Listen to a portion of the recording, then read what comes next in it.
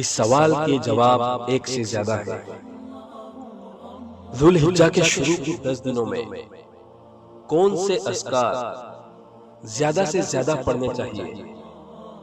اے لا الہ الا اللہ، بی استغفر اللہ، سی اللہ اکبر، ڈی الحمدللہ۔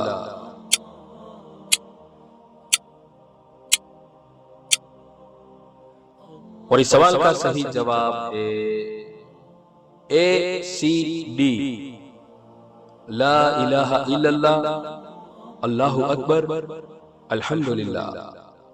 رسول اللہ صلی اللہ علیہ وسلم نے فرمایا ان 10 دنوں یعنی ذو الحجہ کے شروع کے 10 دنوں سے زیادہ اللہ سبحانہ کے وہاں عظمت والے اور کوئی دن نہیں جن میں نیک اعمال اس کو سب سے زیادہ پسند ہو۔